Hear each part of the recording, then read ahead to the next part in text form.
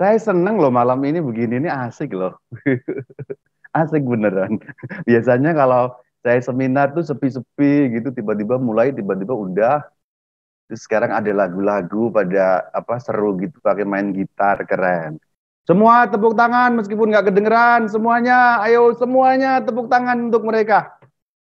Untuk komunitas Benediktus. Terima kasih ya udah ngundang saya ya. Saya mau langsung mulai aja. Tolong kalau nanti mau tanya langsung di apa namanya di ke kolom chat itu ya. Dan Queen dan teman-teman kalau seandainya suara saya hilang, saya kasih izin untuk ngasih tahu saya. Karena saya tinggal di planet Mars sehingga kadang-kadang jaringan sinyal nggak terlalu bagus. 200 kilo dari Jakarta tapi begitulah. Saya nggak mau sebutkan saya tinggal di kota mana, cuman inisialnya di Indramayu. Cuman saya kasih inisial aja deh. Udah full belum? Queen dan teman-teman. Saya share screen-nya. Doanya banyak. Thank you, thank you. Aduh, saya seneng malam ini. Happy kalau dengar anak-anak muda semangat, terus pengen mendalami iman begini. Keren, keren, keren.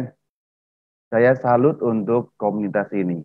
Ayo yang malam hari ini ada anak-anak muda dengar, mungkin gabung nanti ke komunitas Benediktus. Dan yang dipakai pun Benediktus loh, keren loh. Benediktus, lawannya setan. Oke, kita mau mulai dengan tema mengenai malaikat pelindung. Saya langsung mulai aja di bagian yang pertama, saya kutip doa. Nah ini doanya. Kalau kalian pengen tahu, saya pakai kalian aja ya. Gimana? Boleh kan? Boleh kan? Boleh nggak, Queen? Boleh ya? Soalnya kalau biasanya kan saya bilang tuh bapak dan ibu gitu kan, soalnya ini kan nggak bapak dan ibu. Pokoknya semua yang termasuk yang anak-anak tua juga saya anggap muda deh. Gitu ya. Saya bilang kalian aja lah. Nah kalau kalian pengen doa mengenai doa malaikat pelindung, doanya tuh yang seperti ini. Angeli Dei. Terus sekali doa bahasa Latin deh, jangan pakai bahasa Indonesia terus. Nggak apa-apa. Kan kalau orang Islam itu doa pakai bahasa Arab, mereka sangat biasa. Terus orang Hindu doa pakai bahasa Sanskrit, mereka biasa. Orang Buddha doa pakai bahasa Pali, mereka biasa. Terus kita orang Katolik bahasa sucinya kan bahasa Latin. Biasanya terus melongo kalau tahu bahasa Latin. Padahal bahasa Latin itu gampang, hurufnya kita yang pakai huruf Latin. Terus hurufnya juga cuma A, B, C, D begitu gampang. Artinya membaca Latin itu nggak susah. Hampir boleh dikatakan hampir 100% sama kayak bahasa Indonesia sih. Ini dibaca Angele Dei qui custos es mei, meti bicomi sum pietate superna. Hodie illumina custodi regi et guberna. Amin. Nah ini doanya. Nanti saya kasih ini slide ini biar bisa doa bareng-bareng juga, doa malaikat pelindung. Nah inilah doa malaikat pelindung. Sayangnya saya tidak menemukan terjemahan dalam bahasa Indonesia yang standar. Saya buka buku-buku doa dalam bahasa Indonesia, termasuk buku yang paling resmi untuk buku doa dalam bahasa Indonesia, yaitu Puji Syukur, tuh nggak ada. Sayang sekali bahwa doa yang cukup penting tidak diterjemahkan dalam bahasa Indonesia. Ya sudah, saya kutip bahasa Latinnya saja kalau begitu. Berikutnya saya mau menjelaskan mengenai ajaran gereja. Sebenarnya ajaran gereja mengenai yang namanya malaikat pelindung itu nggak banyak sebenarnya. Hanya satu poin. Hanya satu poin. Jadi paling kita ngomong 5 menit juga udah kelar sebenarnya. Yuk kita lihat apa yang menjadi ajaran gereja mengenai malaikat pelindung. Ada di KGK. KGK itu Katekismus Gereja Katolik nomornya 336. Nah itu kalimatnya seperti itu. Nanti kita bisa dalami sama-sama. Ini kalimatnya rada panjang sih. Terus ini teks Latinnya. Nah saya kutip aja teks Latinnya, biarin dah. Biar kalian juga lihat teks Latin itu kayak apa gitu. CCE itu Katekismus Katolika Ecclesiae. Nah itu CCE. CCE itu bahasa Latin. Untuk KGK tadi sebenarnya sama aja. KGK Katekismus Gereja Katolik, terus CCE Katekismus Katolika Ecclesia, itu bahasa Latinnya. Vita humana inde asui initio ad obitum. Tuh kan bacanya gampang kan? Coba Queen baca Queen. Atau JJ baca coba. Bisa kan? Sama itu. Humana inde asui initio ad obitum. Betul nggak tuh? Terus ya, terus. Ayo Eurum lu baca. dia et eurum circumdata intercessione quod autem unicique fidelium adsit angelus velut paedangogus quidam et pastor vitam dirigens nemo contradicet vita Christina iam hic interis societatem beatam angelorum et hominum in Deo unitorum participat in fide. Tuh, udah nilainya udah 80 begitu. Lebih gampang sih dibanding bahasa Inggris, lebih gampang sih. Kalau kita bahasa Inggris kan pakai belibet tuh, from infancy to death, itunya susah gitu sebenarnya. Kalau bahasa Latin tuh lebih gampang sebenarnya. Vita humana indi alcui initio atau vitum gitu, sebenarnya nggak terlalu susah. Ya cuman ini sebenarnya. Tapi kita dalami pelan-pelan yuk, sambil saya kutip teks Latinnya biar terjemahannya kita bisa cek bener apa enggak atau akurat apa enggak. Saya mau baca panjangnya dulu deh. Sejak masa anak-anak sampai pada kematiannya, malaikat-malaikat mengelilingi kehidupan manusia dengan perlindungan dan doa permohonan. Seorang malaikat mendampingi setiap orang beriman sebagai pelindung dan gembala, supaya mengantarnya kepada kehidupan. Sejak di dunia ini dalam iman, kehidupan Kristen mengambil bagian di dalam kebahagiaan persekutuan para malaikat dan manusia yang bersatu dengan Allah. Nah itu rumusan panjangnya. Maka kalau mau tahu tentang malaikat pelindung, udah buka KGK 336 beres. Yuk kita lihat keterangannya. Sejak masa anak-anak sampai pada kematiannya. Nah ini mengenai durasi waktu perlindungan malaikat. Cuman masalahnya adalah terjemahan di dalam bahasa Indonesia nggak terlalu akurat. Karena terjemahannya itu masa anak-anak sampai pada mati. Jadi kalau masa anak-anak itu kayaknya kan dari balita gitu ya, kira-kira begitu. Cuman kalau kita lihat bahasa Latinnya sebenarnya bunyinya vita humana. Vita itu kehidupan, humana itu human, kehidupan manusia. Inde sejak, a dari, suo itu nya, initio. Nah, sebenarnya kata yang dipakai di dalam bahasa Latin itu initio. Initio itu dari kata initium, inisial, awal, awalan. Jadi sebenarnya dari sejak awal hidupnya, terjemahan yang lebih persis.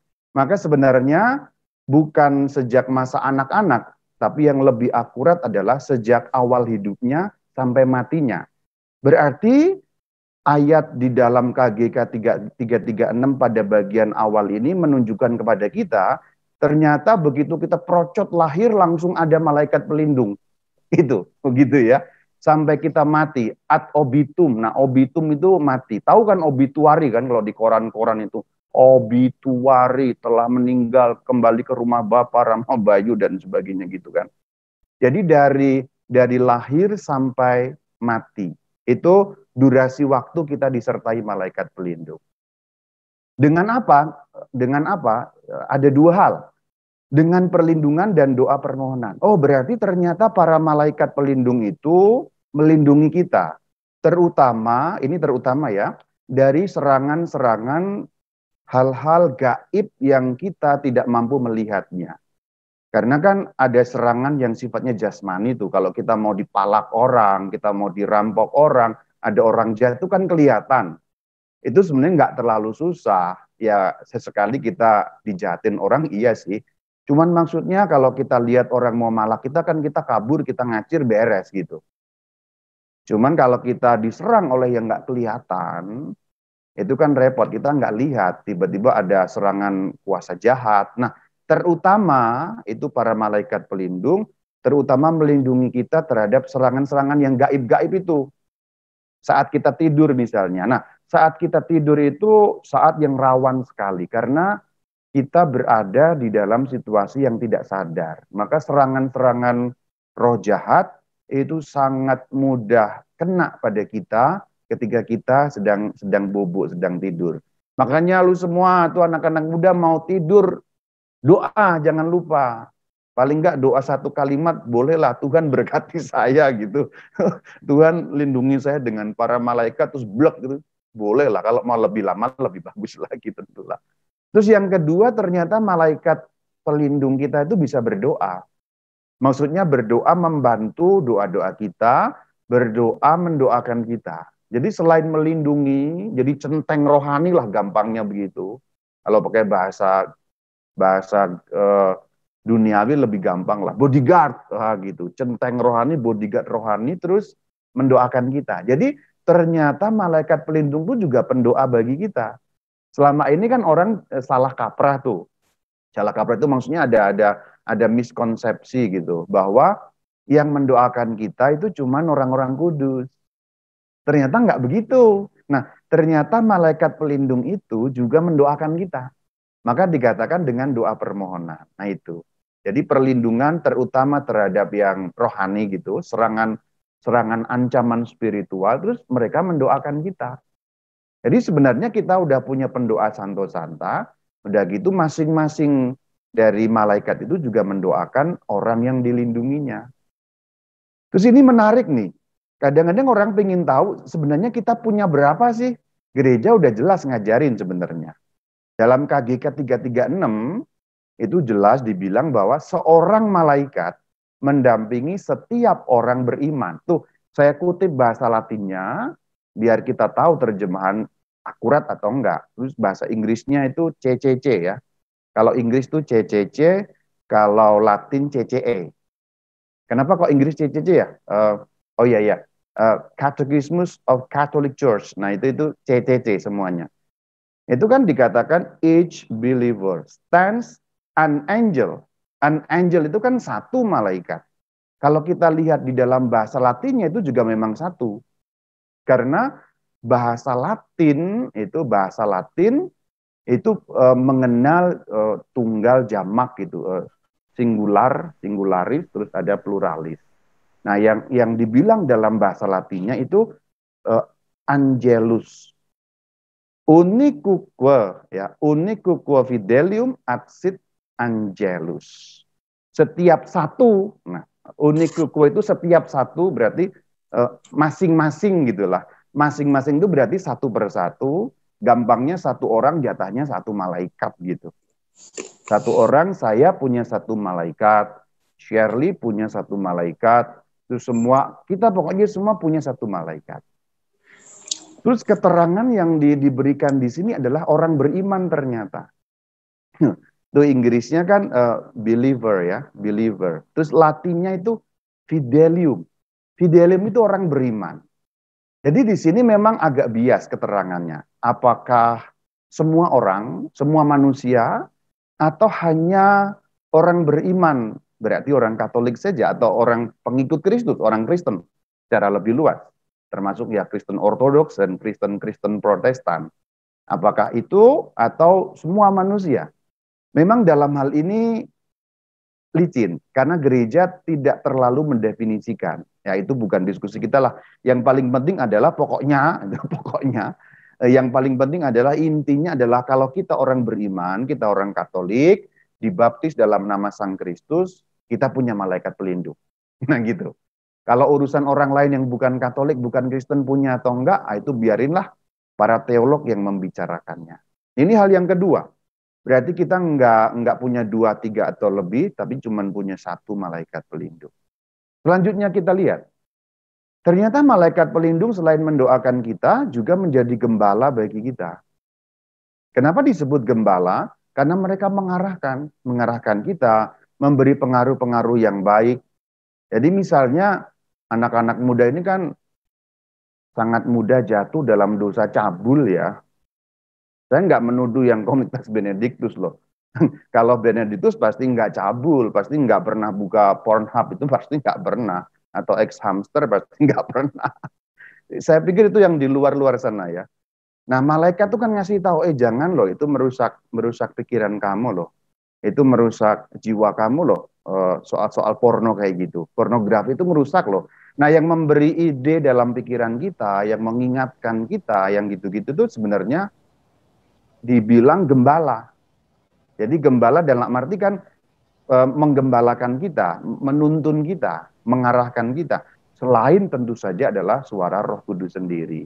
Perbedaan kecilnya adalah suara Roh Kudus itu muncul di dalam diri kita. Kalau suara malaikat seakan-akan dari luar diri kita, dibisikin gitulah. Tapi dibisikin dalam arti dibisikin rohani ya, bukan berarti kedengeran beneran gitu, malah serem kita kalau kedengeran beneran. Nah inilah beberapa hal yang terkait dengan malaikat. Jadi sudah satu-satu, itu sebagai pelindung dan sebagai gembala. Tujuannya apa sih? Nah dari kata supaya itu tujuannya. Nganterin. Jadi sebenarnya kita itu udah punya bodyguard, udah punya gembala, udah punya pendoa, terus punya pengantar lagi. Jadi nganterin kita. Supaya begitu lahir kita itu pulangnya kepada Tuhan. Maka dikatakan mengantar kepada kehidupan. Yang dimaksud mengantar kepada kehidupan itu ya nggak lain dan nggak bukan adalah kembali kepada Allah Bapa, Allah Tritunggal. Berarti kembali ke surga, gampangnya begitu. Jadi menjamin perjalanan kita itu nggak menyasar kemana-mana gitu. Nggak tersesat, tapi kembali ke Allah Bapa. Gitu deh, selesai deh. Udah ya, gitu aja ya. Udah apa diterusin nih? Jadi kalau kita buka ajaran gereja cuman begitu sih. Satu poin, satu nomor di KGK beres. Cuman kadang-kadang orang tuh kan tanya ayatnya ada di mana. Biasanya tuh orang-orang mata ayatan tuh ayatnya di mana Romo? Ya udah saya kasih. Ada nggak ayatnya Rama? Ada.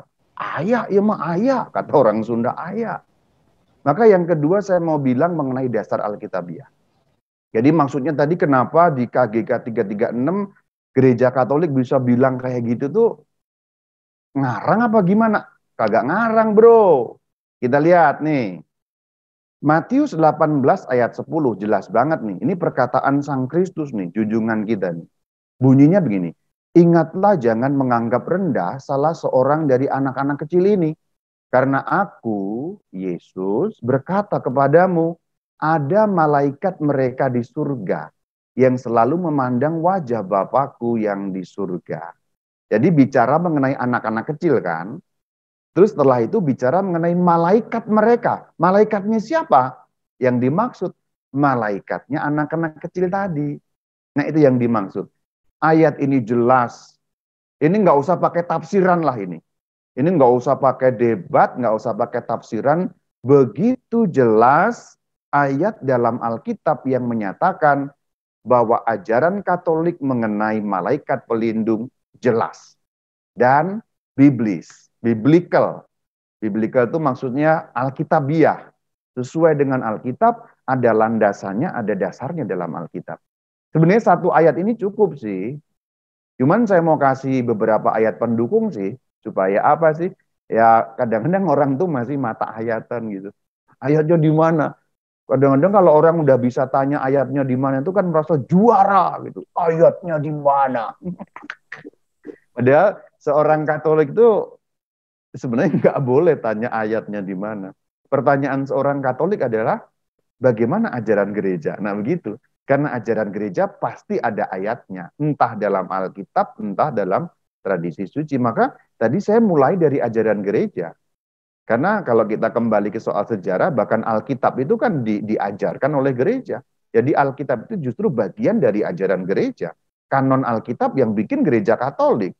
Ya kan gitu. Sebenarnya kan Katolik ini yang bikin segala-galanya kan Katolik. Seluruh kekristenan ini kan tanda petiknya ya.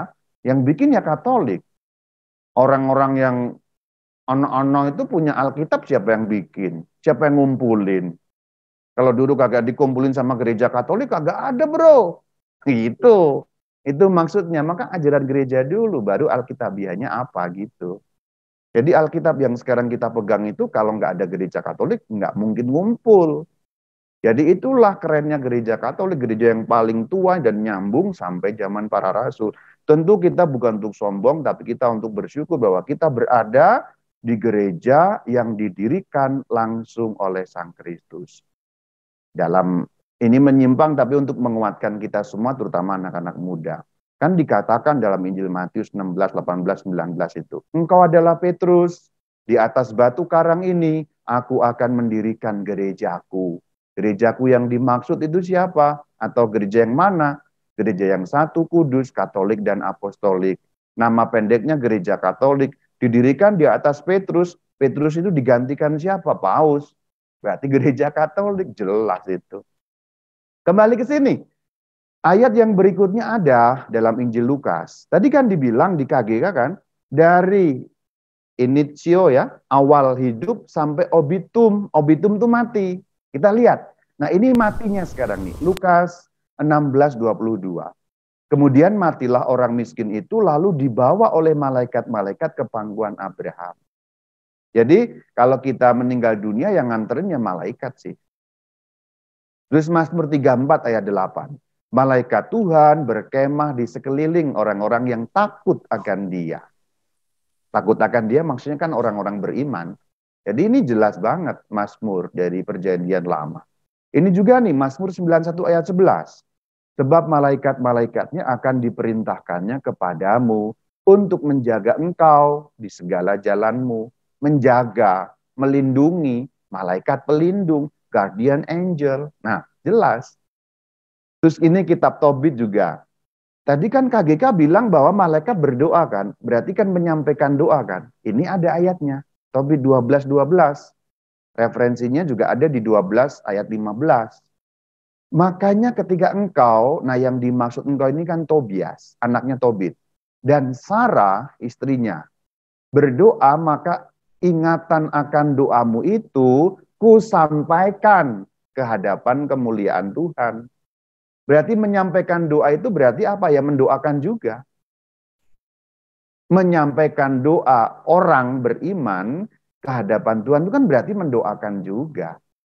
Rama, tolong doakan saya biar lulus. Kan lu pengen lulus. Saya menyampaikan, Tuhan saya berdoa untuk si Anton biar lulus. Nah kan saya menyampaikan doanya Anton. Berarti saya mendoakan. Berarti malaikat ini mendoakan. Malaikat siapa sih? Dalam ayat 15 jelas, aku ini Rafael, satu dari ketujuh malaikat. Berarti malaikat juga berdoa buat kita. Ini juga jelas dalam Ayub 33:23. Jika di sampingnya ada malaikat untuk menyatakan jalan yang benar, maka ia akan mengasihaninya. Ia itu Allah.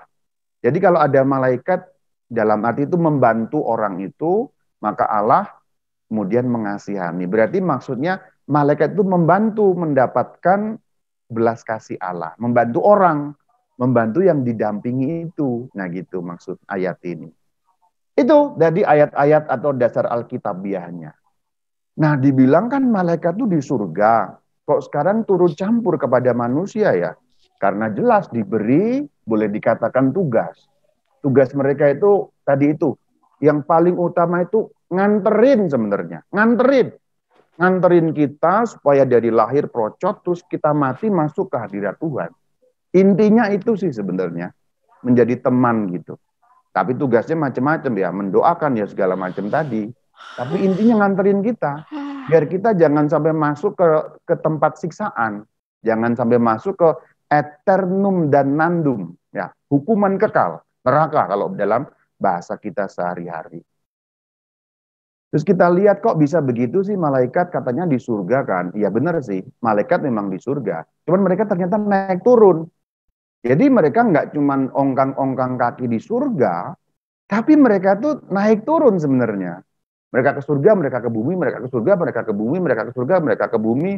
Ya ke buminya dalam rangka membantu kita itu. Dalam rangka ya menjadi gembala bagi kita, mendoakan kita dan segala macam tadi.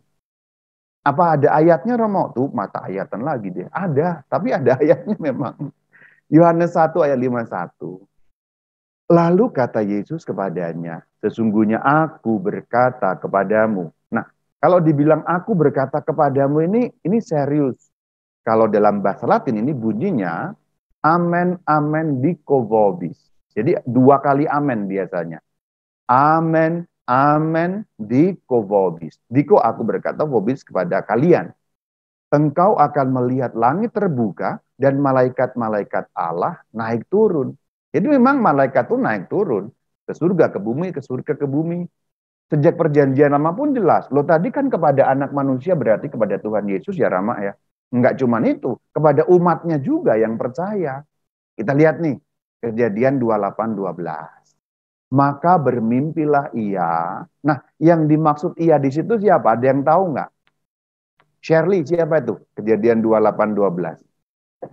Biar kagak ngantuk nih. Shirley, siapa ayo? Tahu nggak? Kejadian 28:12, bermimpilah ia, yang dimaksud siapa tuh? Siapa ya, Bang? Yakub. Siapa? Yakub. Tuh kan, keren kan? Makanya Yakub. anak-anak muda yang di sini gabunglah ke komunitas Benediktus. Begitu saya tanya langsung tahu loh ini Yakub. Padahal nggak saya kasih tanda kurung. Ini saya sengaja nih. Yang tadi kan saya kasih nih Yesus tanda kurung gitu kan. Yang ini enggak. Emang sengaja mau saya tanya. Mau saya tes nih seberapa keren nih Benediktus. Ternyata keren. Berarti tahu tentang Alkitab. Ini Yakov yang ada di sini. Bahasa aslinya berbunyi Yakov atau Yakub kalau dalam bahasa Indonesia. Di bumi ada didirikan sebuah tangga yang ujungnya sampai di langit. Dan tampaklah malaikat-malaikat Allah ngapain tuh? Turun naik. Berarti nggak cuma ke Tuhan Yesus turun naiknya, tapi kepada umatnya juga, kepada manusia biasa, kata Allah begitu. Berarti memang malaikat memang ditugaskan untuk membantu umat Tuhan. Jelas banget. Maka kalau ada yang bilang itu ajaran gereja Katolik tentang malaikat pelindung itu bullshit tuh, bohong tuh, ngarang-ngarang. Enggak, ayatnya jelas. Rujukannya jelas, KGK-nya jelas, terus ayat-ayatnya juga jelas. Nah itu, kerjaannya apa sih? Macam-macam sih. Keluaran 14:19 itu kan mereka melindungi bangsa, suatu bangsa. Ini cerita ketika keluaran nih, ketika keluaran. Bergeraklah malaikat Allah berjalan di depan tentara Israel, lalu berjalan di belakang mereka. Ini pelindung bangsa. Terus pada waktu zaman Daniel juga sama, pemimpin dan seterusnya. Ini Daniel 10 ayat 13. Tapi kemudian Mikael, nah malah ketuanya sendiri yang membantu nih, datang menolong aku. Ini Santo Mikael, malaikat agung maksudnya. Terus pelindung wilayah di Makedonia, sampai minta kepada Rasul Paulus, tolong dong kemari, tolong kami. Supaya orang-orang Makedonia mendapat keselamatan dari pewartaan Rasul Paulus. Ini yang bilang malaikatnya.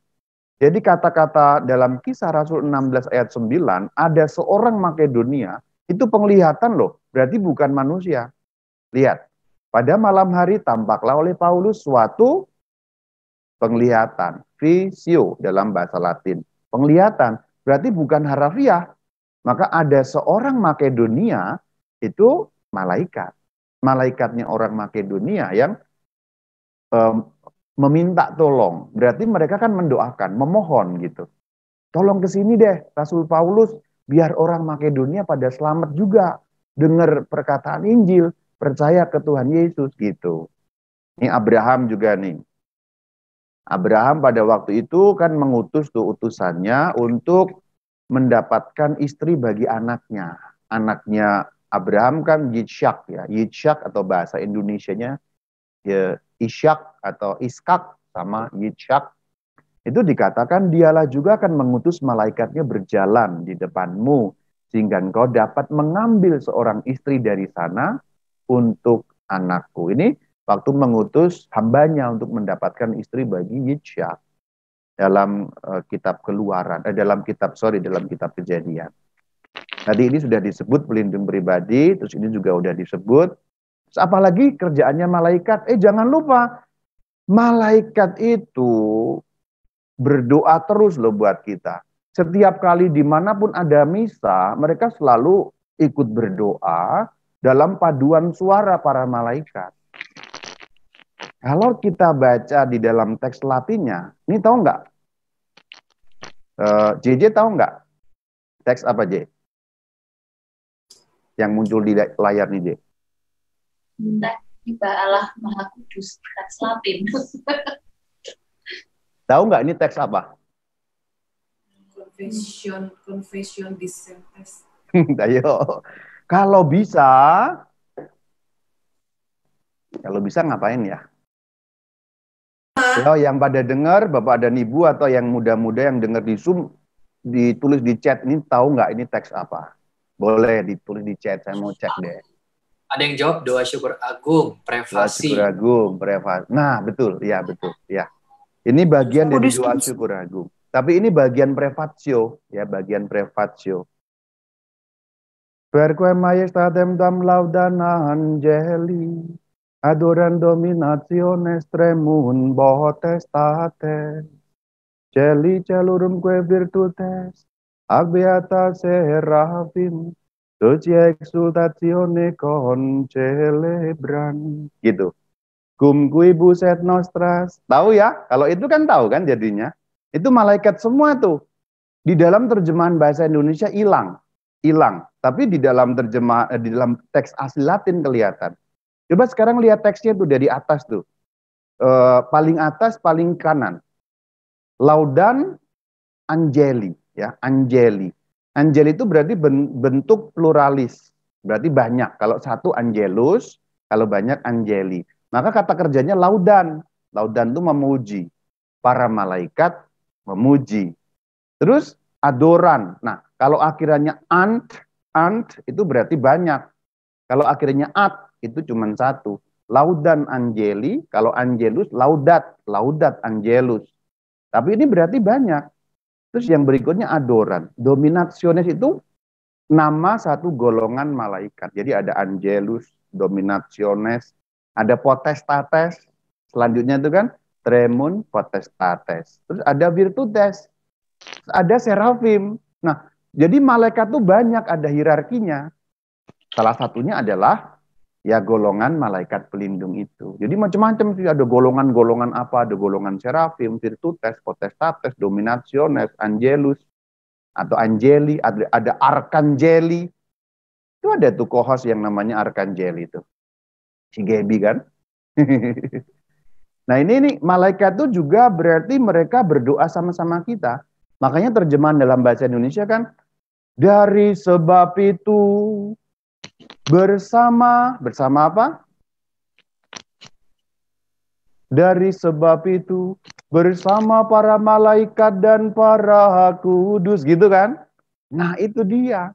Berarti dalam setiap kali misa, secara yang nggak kelihatan, itu para malaikat itu berada di seputar altar nyanyi. Mereka nyanyi merdu banget. Cuman kita budek agak denger. Karena mereka nyanyi secara spiritualis. Mereka nyanyi bersama dengan kita, berdoa bersama dengan kita. Dan itu memang ada di dalam Alkitab. Dalam kitab Nabi Yesaya kan ditulis sangatus itu. Nah ini kan kutipannya salah satunya dari kitab Nabi Yesaya. Terus nyambung ke Injil Lukas juga, Injil Matius juga. Nah ini kudus nih. Sanctus, Sanctus, Sanctus Dominus, dan seterusnya. Ini kudus nih. Sanctus, Sanctus, Sanctus Dominus, Deus Sabaoth plenitude celiet terra gloria tua. Hosanna in excelsis. Benedictus, tuh ada tuh kalian di situ tuh. Meskipun namanya kan Santo Benedictus, tapi kata Benedictus juga selalu muncul dalam misa loh, kalau dalam bahasa Latin. Jadi kalau kalian komunitas Benedictus, kalau pas misalnya pakai bahasa Latin, muncul terus tuh namanya, dipromosiin terus sama Romo tuh. Benedictus qui venit in nomine Domini, Hosanna in excelsis. Nah inilah kerjaan-kerjaan para malaikat. Yang berikutnya itu seluk-beluk malaikat sih. Ini lebih ke pengetahuan umum, cuman kan sebenarnya ini lebih luas daripada tema kita sih. Ini mengenai kapan malaikat diciptakan, dari bahan apa, gitu-gitu. Mungkin nanti sambil diskusi aja kali ya, sehingga nanti bisa apakah punya badan apa enggak. Ini pengetahuan yang lebih umum tentang malaikat. Sifat mereka kayak apa, dan seterusnya. Mungkin saya berhenti di sini dulu, biar kita bisa kayak diskusi. Kalaupun nanti ada jawabannya, saya ambil dari sini. Kalaupun nanti hal-hal yang lain, kita perdalam mengenai malaikat pelindung itu boleh. Maka saya berhenti, terus kita bisa lanjutkan dengan diskusi. Shalom alaikum. Alaihim shalom. Oke, kita berarti masuk ke Q&A dulu ya, sembari berdiskusi seperti kata Rama ya. Ini ada banyak pertanyaan yang masuk nih, aku sampai butuh waktu sebentar buat lihat pertanyaannya mulai dari mana. Sampai shock ya. Iya, Banyak banget sekali pertanyaan. Mau tahu. Kasih aku 10 detik, bentar ya. Kalau gitu aku nanya dulu boleh nggak? Boleh. privilege. Aku pengen tahu, tadi kan katanya kan malaikat pelindung itu ada di saat kita brojot ya, Mo ya? Ya, Itu brojot udah ada, tapi kan tadi Rama juga di Katekismus Gereja Katolik tertulis kalau misalnya untuk orang beriman. ya betul. Nah, itu maksudnya gimana tuh, Ma? Maksudnya kalau dia tidak beriman, dari brojot kan kita nggak tahu tuh, Ma. Atau dari orang tuanya atau gimana ya, Ma? Ya sebenarnya ini memang jawabannya ada dua macam. Para teolog yakin bahwa semua orang, sebagian teolog yakin semua orang itu punya malaikat pelindung. Nggak bergantung dia dibaptis apa enggak. Berarti semua orang. Cuman definisi yang ditulis di dalam KGK 336 tadi mau bilang bahwa kalau untuk orang beriman, gereja yakin. Pasti ada. Nah gitu. Jadi sebenarnya maksudnya kayak gitu. Jadi maksudnya banyak teolog bilang semua orang tuh punya. Hanya bahasa gampangnya gini. Kalau agama lain kan nggak menyadari tentang itu. Nggak tahu tentang itu gitu. Mereka nggak menyadari tentang itu. Jadi maksudnya gereja bilang bahwa kalau yang kita yakin adalah orang beriman, maksudnya orang Kristen, orang Katolik gitu. Jadi memang itu ada problem teologis sebenarnya di situ. Ada diskusinya sih, bahkan sampai Santo Thomas Aquinas pun menulis tentang itu. Santo Thomas Aquinas itu teolog yang keren banget lah. Kalau baca sampai keriting, saya sampai sekarang baca Santo Thomas Aquinas nggak kelar-kelar. Udah jadi Romo berapa tahun, jadi frater berapa tahun, tapi nggak kelar-kelar. Tapi gitu ya, kira-kira ketangkep ya. Gereja mau bilang bahwa yang pasti punya itu orang beriman, gitu. Ya, terjawab, Shirley? Terjawab ya. Thomas Aquinas ini, si Aquinaldo ini juga belajar Mas Huma teologi, Mas. Iya. Ya, makanya rambutnya keriting kalau di Akui. Oh ya, lu belajar itu Hati-hati hati-hati loh, rontok loh. Saya udah mulai rontok, Mas. syukurnya masih rontok nih, gue mulai rontok nih. Oke, aku lanjut untuk baca pertanyaannya ya. Rama, saya baru teringat sesuatu kalau memang sejak awal hidupnya, kenapa malaikat tidak membantu untuk melindungi anak-anak yang mau diaborsi? Malaikat tidak melindungi anak-anak. Oh tadi, kembali ke tadi. Kan sebenarnya aborsi itu dosa yang sifatnya jasmani ya. Malaikat terutama, saya bilang, terutama melindungi yang sifatnya memang rohani ya. Tapi apakah mereka nggak melindungi? Melindungi juga. Pasti para malaikat itu boleh dikatakan menanamkan ide, mengembuskan ide, mereka mempengaruhi mamanya, jangan ya, jangan ya, jangan ya. Cuman kan masalahnya adalah, kita nggak boleh memandang bahwa free will selalu ada. Jadi bagaimanapun, malaikat itu nggak bisa ngambil kehendak bebas orang gitu. Mereka hanya ngarahin kita, nasihatin kita, ngasih hembusan ide gitu. Terus kalau ada ide jahat, mereka mau menghapus yang jahat, ide-ide di pikiran kita. Cuman gimana keputusannya kan orangnya. Mamahnya itu tetap abortus, ya abortus. Tapi apakah dia nggak berusaha malaikatnya? Pasti berusaha. Mereka setengah mati berusaha. Semua kejahatan seperti itu. Semua kejahatan seperti itu.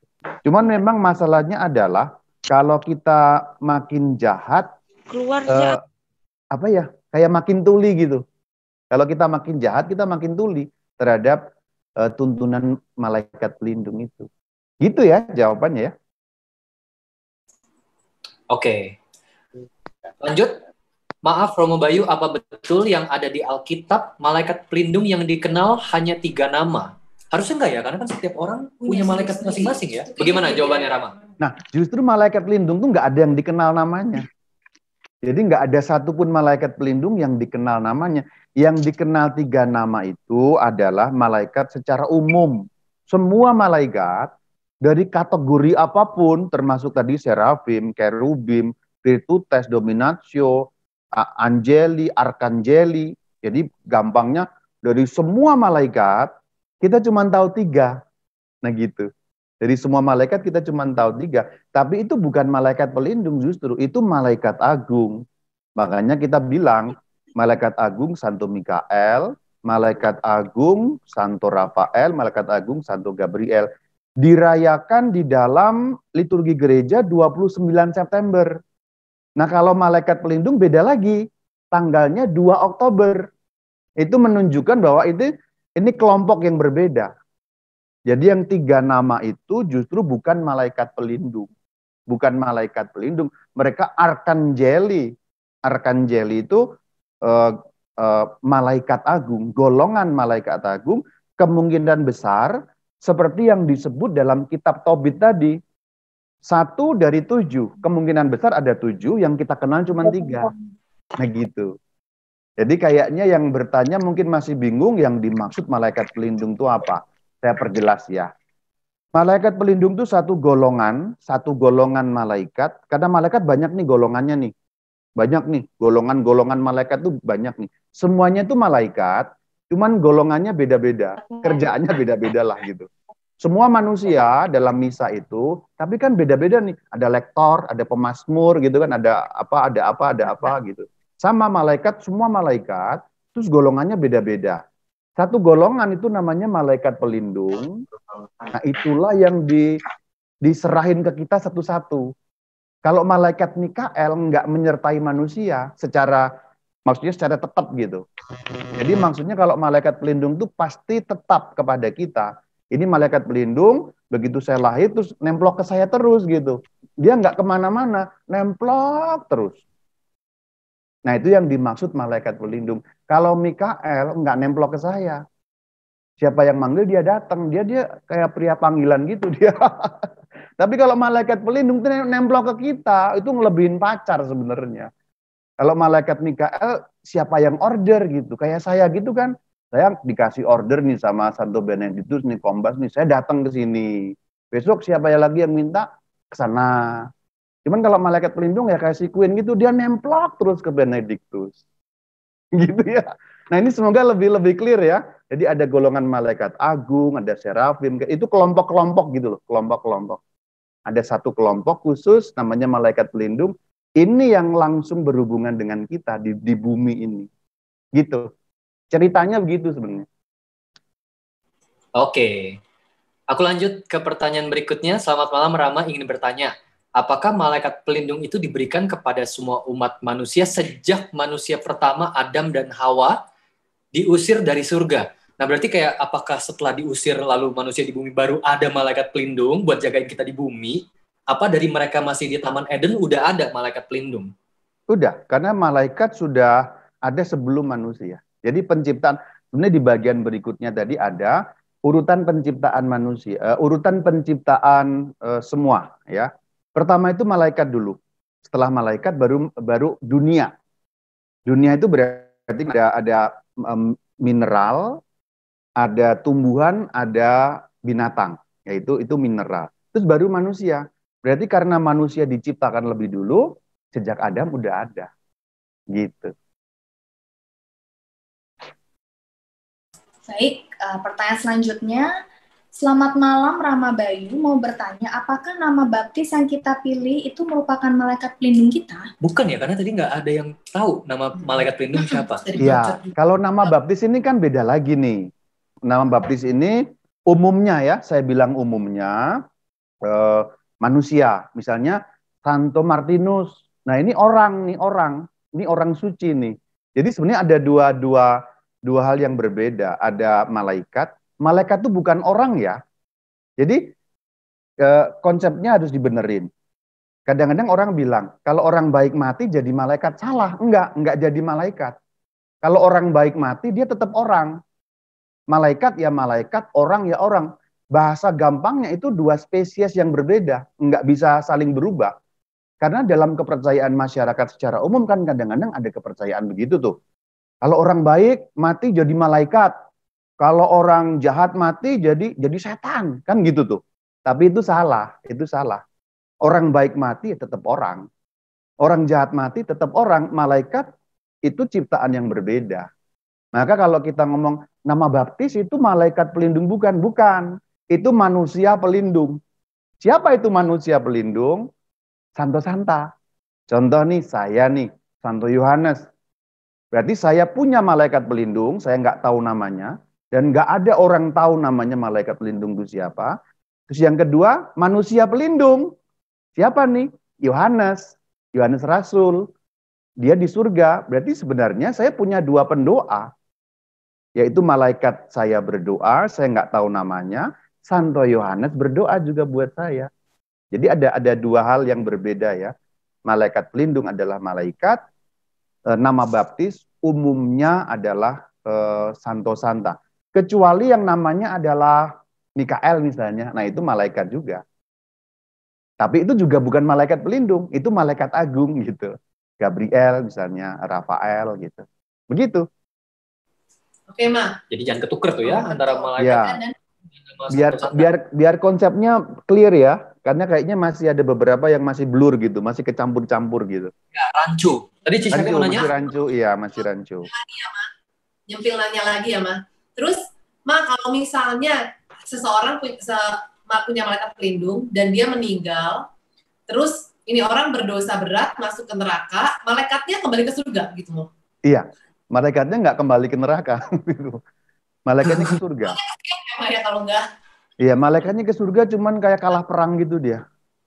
Oh. Mission fail ya, karena kan tugasnya dia menuntun orang yang dia jaga gitu Iya. Cuman konsepnya gini. Jadi malaikat nggak dimintai pertanggungjawaban. Karena bagaimanapun free will ada pada orangnya. Jadi malaikat itu meskipun misalnya nih saya begitu jahat tuh saya masuk neraka gitu amit-amitnya saya sih nggak masuk neraka sih purgatori sih kayaknya. Tapi andai kata saya masuk neraka nih, ya malaikat saya nggak akan dihukum Tuhan gitu. Nggak terus, malaikatnya Bayu kamu bodoh sekali kamu nggak digituin. Dia tetap bebas dari hukuman karena apa? Karena dia membantu kita. Terus saya akan memutuskan sendiri mau buat apa. Nah itu free will saya, kehendak bebas saya. Gitu. Thank you, Ma. Oke. Pertanyaan selanjutnya. Gimana cara kita tahu kalau malaikat pelindung sedang ada di sebelah kita? Apa hanya diimani saja atau secara manusiawi kita dapat mengetahui tanda-tandanya? Kalau banyak info, mereka menyebutkan macam-macam kalau malaikat sedang ada di sebelah kita. Ini sedikit kunci untuk mengerti supaya kita justru jangan disesatkan ya. Ini harus menggunakan ilmu namanya ilmu demonologi. Justru malaikat itu sangat pendiam, sangat pemalu dan hampir nggak pernah menampakkan diri. Jadi malaikat tuh malah nggak ngapa-ngapain dalam arti nggak muncul, nggak apa dalam suara dalam apapun. Mereka sangat pendiam, tapi aktif ya. Justru kalau muncul kayak ada sesuatu itu hampir pasti itu setan. Karena yang jahil itu hanya setan. Malaikat kita nggak jahil. Mereka waspada 24 jam. 24 jam sehari, 7 hari sepekan, pokoknya full terus, tapi mereka tanpa mengintervensi apapun yang membuat kita terdistraksi gitu. Mereka terus ngejagain kita tanpa, nggak usil, bahasa gampangnya nggak usil, mereka itu nggak usil. Justru kalau muncul yang gitu-gitu tuh malah kita harus doa Santo Mikael, karena biasanya itu adalah setan yang mengganggu, terus kayaknya ada penampakan apa, bahkan kalaupun yang nampak adalah bentuknya bentuk malaikat. Karena dalam suratnya Paulus, jangan heran bahwa malaikat setan pun menyamar sebagai malaikat terang. Itu ada ayatnya seperti itu. Justru ini kuncinya gampang. Kalau muncul itu bukan malaikat, udah gitu aja. Jadi kalau kita melihat malaikat kabur ya, Ma ya? Iya, sampai terbukti kebalikannya, gitu. Karena kalau yang ngegangguin tuh pasti setan. Setan tuh kan maha usil mereka tuh, maha usil. Pokoknya kita itu dikasih ini, itu dikasih jahil banget. Tujuannya satu, biar kita bingung gitu. Biar kita bingung, ini siapa ya? Malaikat apa setannya? Nah ini kerjaannya setan yang gitu-gitu tuh. Oke, aku ke pertanyaan berikutnya ya. Romo mau bertanya apakah keberadaan dan penyertaan malaikat pelindung yang tadi disebut initiatio sejak awalnya itu apakah saat dia dilahirkan atau bahkan sejak konsepsi dalam kandungan hari pertama? Ya, initio itu konsepsi. Karena konteks di dalam gereja Katolik kalau disebut initio, awal hidup manusia itu kapan? Bukan kelahiran. Tapi awal kehidupan adalah bertemunya sel telur dan sperma. Makanya abortus itu di umur kehamilan berapapun selalu merupakan pembunuhan. Jadi kalau kepercayaan umum kan kadang-kadang ada yang bilang itu 40 hari baru orang. Setelah ada dut gitu katanya begitu. Ada kedut-kedut di perut. Nah itu kedut-kedut itu karena udah bentuknya udah cukup gede sehingga mamanya kerasa. Nah kalau cuman baru segede kacang gimana mau kerasa coba? Itu tanya ibu-ibu tuh. Ya bener ada dut. Saya sih nggak tahu ya, cuman dikasih cerita, saya nggak pernah hamil ya. Katanya kalau udah berapa bulan, 40 hari atau berapa ada denyut-denyutnya. Ya iyalah, itu kan makin gede hanya karena itu.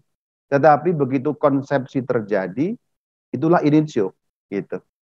Detik itu juga initio, itu orang. Oke. Pertanyaan berikutnya, ini kalau pertanyaan sudah terjawab, kita skip ya. Kita lanjut ke pertanyaan berikutnya. Doa Angelus jam 6, 12, dan jam 6 malam. Apakah doa ini khusus kita berdoa ke malaikat? Doa Angelus, oh beda lagi kalau itu. Kalau doa Angelus justru menghormati Yesus Kristus dalam inkarnasi penjelmaannya. Memang menyebut malaikat, betul. Kita menghormati malaikat itu betul, tetapi justru arahnya kepada Sang Kristus yang menjadi manusia. Memang kalimat pertamanya kan Angelus Domini Nunciavit Mariae, gitu ya. Tapi dalam doa selanjutnya kan kita baru lihat, marilah kita berdoa, ya Allah. Nah itu, jadi seruannya kepada Allah, ya Allah, karena kabar malaikat. Nah, jadi doanya itu justru bukan kepada malaikat, bukan menghormati malaikat secara khusus, meskipun disebut di sana, tapi menghormati Yesus yang menjelma sebagai manusia. Coba saya bacakan teksnya ya, saya ucapkan teksnya kan. Setelah marilah berdoa, ya Allah gitu kan, karena kabar malaikat kami mengetahui bahwa Yesus Kristus menjadi manusia dan seterusnya dan seterusnya. Jadi kalimat pertamanya itu seringkali menentukan ini doa kepada siapa. Contohnya tadi itu Angele Dei. Nah itu Angele Dei itu berarti ya malaikat Allah gitu. Gitu ya? Masih ada? Masih ada. Wih, antusias luar biasa.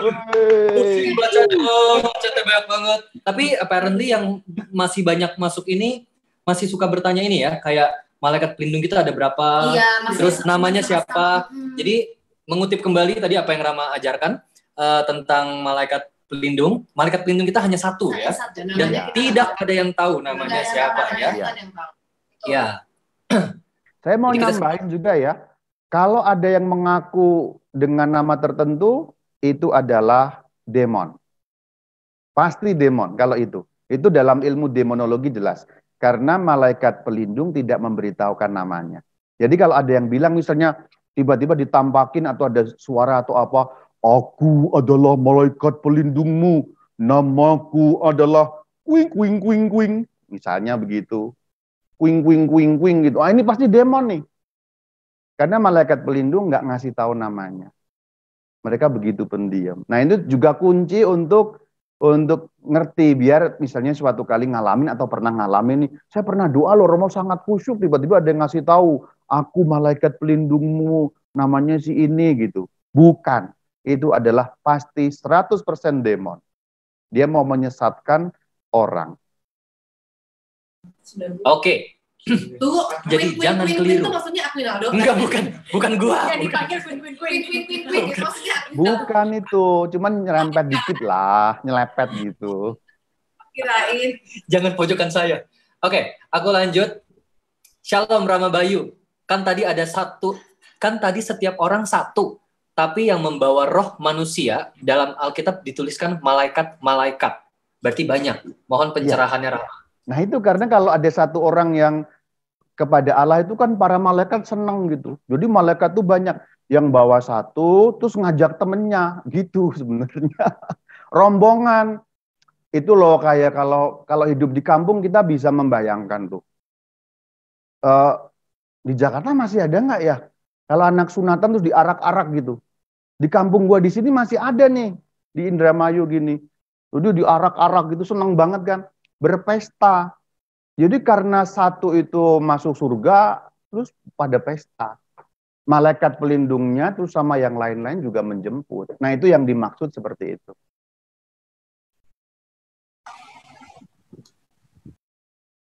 Oke, kita lanjut pertanyaan berikutnya ya, Rama. Berbicara tentang malaikat, saat seseorang meninggal, malaikat siapa yang menjemput roh orang yang meninggal? Malaikat pelindungnya. Iya, dan dibantu tadi malaikat-malaikat yang lain. Tapi yang jelas adalah malaikat pelindungnya.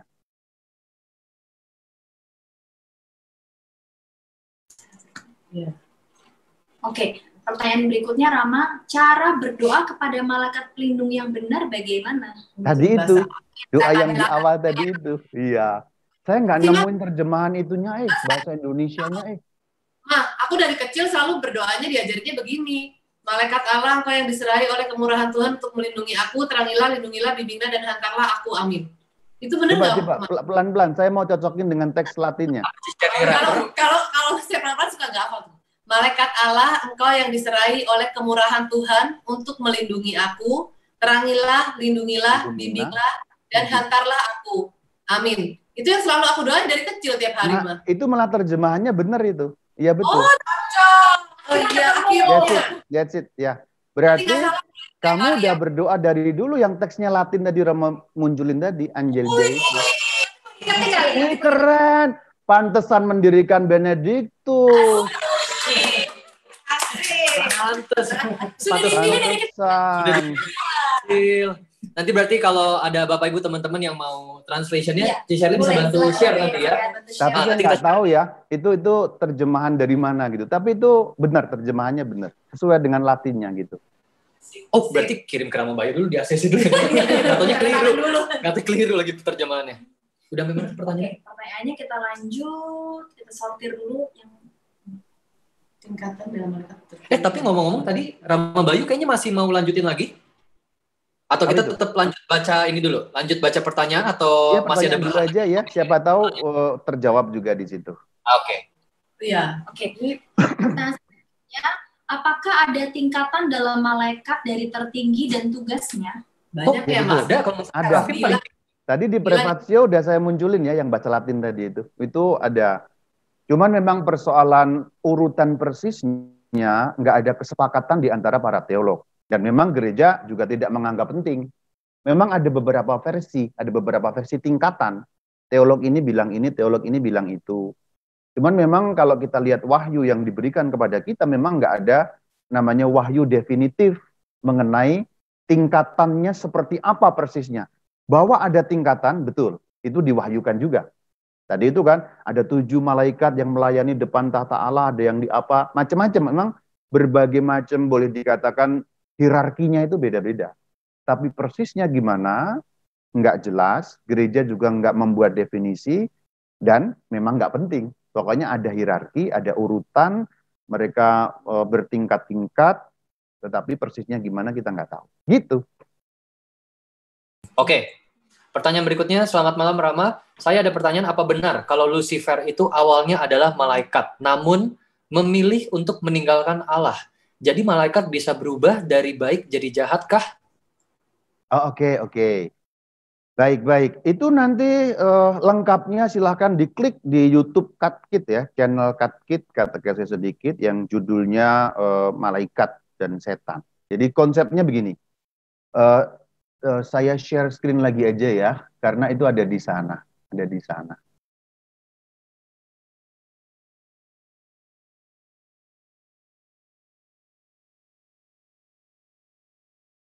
Malaikat, ya oke. Sampai mana ya? Dasar Alkitabiah, belum. Malaikat naik turun, kerjaan masih belum. Kalau saya share screen terus ngeganggu nggak ya? Tidak. Ya udah, kalau gitu saya share screen terus aja ya. Biar kalau ada pertanyaan, siapa tahu di sini jawabannya langsung saya buka. Di sini nih, dari mana datangnya setan nih? Nah ini nih, saya udah tahu bakal ada yang tanya begini, maka udah saya siapin jawabannya. Padahal nggak begitu, emang disiapin begini, memang bahannya ini. Dari mana datangnya setan? Tadi kan disebut Lucifer. Ya, sebelum masuk ke sini saya bilang dulu komentar tentang Lucifer. Lucifer itu istilah orang Eropa. Jadi Alkitab sebenarnya nggak pernah bilang itu. Tapi itu memang orang-orang Eropa menyebut. Alkitab hanya bilang iblis, Satanas atau diabolos. Ya. Kalau dalam Alkitab begitu, Satanas, diabolos. Diterjemahkan dalam bahasa Indonesia, iblis. Nah, orang Eropa menyebutnya Lucifer. Jadi Lucifer itu iblis, ketua semua setan. Terus dari mana sih setan-setan itu? Secara mudahnya begini. KGK 31 bilang, malaikat yang jatuh itu setan. Jadi sebenarnya setan itu istilah sebenarnya. Bukan malaikat menjadi setan, enggak. Malaikat tidak bisa berubah menjadi setan.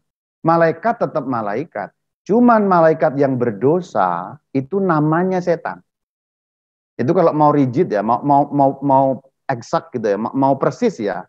Jadi perkataan yang bilang malaikat berubah menjadi setan itu salah, enggak berubah karena setan adalah malaikat. Tetapi perbedaannya adalah mereka berdosa. Nih di sini nih. Malaikat dan setan itu sama. Kenapa? Karena setan adalah malaikat. Mereka itu malaikat. Setan itu malaikat. Maka kalau mau diperjelas, setan adalah istilah untuk menyebut malaikat yang jatuh dalam dosa dan kemudian menolak Allah. Jadi gitu, pengertian filosofinya seperti itu. Ya kalau dalam obrolan sehari-hari bisa sih kita ngomong malaikat berubah menjadi setan. Tapi sesungguhnya mereka nggak berubah. Setan itu tetap malaikat. Cuman mereka menolak Allah dan melawan Allah total 100%. Itu perbedaannya. Jadi setan, apa itu setan? Malaikat yang jatuh dalam dosa, kemudian menolak Allah, melawan Allah total 100%. Jadi itu pengertian mengenai setan. Lucifer itu siapa? Bosnya setan. Alkitab Perjanjian Lama menyebutnya itu Baal, Alkitab Perjanjian Baru itu menyebutnya Beelzebul, itu nama-nama lain. Kemudian yang lebih jelas dalam bahasa Yunani itu Satanas atau diabolos. Makanya jangan bolos lu, kalau bolos Satanas itu setan. Selanjutnya silakan. Bolos sih soalnya. Berarti kalau malaikat bisa jatuh dalam dosa, berarti mereka punya free will juga ya, Maya? Ya, ini ada di sini. Lu mau tanya, gue udah tahu nih bro. Nih. Ini nih. Emang lu udah siapin gitu slide-nya? Memang gini sih. Di 330 nih, malaikat punya 4 hal nih. Punya 4 hal malaikat tuh. Akal budi dan kehendak. Pribadi dan tidak dapat mati. Akal budi itu pikiran. Berarti malaikat bisa mikir. Mereka nggak kayak batu yang diem aja, enggak. Mereka bisa mikir. Bahkan lebih canggih daripada kita, karena mereka berpikir tanpa menggunakan organ jasmani. Karena malaikat nggak punya badan. Kita bisa mikir, kadang-kadang seret pikirannya. Karena apa? Karena ada gangguan-gangguan neuronnya nggak nyampe. Terus listriknya di sini kadang-kadang redup. Jadi kadang-kadang kita mikir lupa. Nah, lupa itu apa sebenarnya? Itu problem karena otak kita konslet gitu aja sih. Tapi malaikat karena nggak punya otak, mereka nggak bisa konslet. Jadi mereka pintar banget malaikat itu. Itu yang dimaksud akal budi. Kehendak itu ya free will itu. Jadi malaikat bisa milih. Mereka mau setia pada Tuhan atau mereka mau berdosa pada Tuhan. Sama kayak kita. Cuman bedanya adalah karena malaikat hidup dalam waktu kekal, sekali mereka milih, berhenti. Sekali milih, selesai. Karena mereka hidup dalam waktu kekal. Itulah bedanya sama kita. Kalau kita kan hidup dalam waktu temporal. Ada sekarang, ada tadi, ada besok. Gitu. Maka kalau sekarang kita berdosa, itu kita berencana, aduh ya Tuhan aku udah salah nih. Besok kita bertobat. Buat setan nggak ada besok. Jangankan kok besok. Ntar aja nggak ada. Tadi nggak ada. Maka mereka sekali dosa udah kekal. Nah itu. Bedanya di situ. Jadi mereka punya kehendak, punya free will. Termasuk malaikat pelindung juga ya. Cuman kalau malaikat pelindung berarti mereka yang setia pada Tuhan. Sambungannya lagi. Karena sekali mereka jatuh dalam dosa nggak bisa balik, maka jumlah malaikat tetap, jumlah setan juga tetap. Berarti sekarang nggak bisa setan terus mempengaruhi malaikat yang baik itu untuk yuk ikut partai kita aja yuk, bagus loh ikut komunitas kita, Kita komunitas basis Lucifer, keren. Nggak bisa begitu. Karena sekalinya pluk, udah gitu. Jadi nggak ada ngojok-ojokin gitu. Ngapain lu ikut di sana, di surga nggak seru ah. Masa cuma liturgi terus, kudus, kudus, kudus, kudus. Ngapain lu kudus terus? Ganti Semarang dong kadang-kadang gitu. Ikut kita aja. Nggak bisa. Karena mereka sekali untuk selamanya. Nah itu. Cuman bagian ini kita mesti rada filosofis nih. Nggak bisa. Mikirnya harus keren gitu. Kalau mikirnya rada lambat ya apalagi udah malam gitu ngantuk-ngantuk nggak nyampe emang sih. Mesti rada sophisticated gitu loh. Sophisticated. Kalau mikirnya cemen, nggak nyampe gitu. Malaikat hidup dalam waktu kekal, sekali peruk itu nyambung ke sini sih. Makanya nggak bisa diampuni. Gereja mengatakan dosanya malaikat nggak bisa diampuni. Nah ini, KGK 393. Kenapa? Karena mereka udah masuk waktu kekal. Kan sama sebenarnya. Kalau kita berdosa, udah mati, kita juga nggak bisa diampuni. Dalam arti dosa mortalnya ya.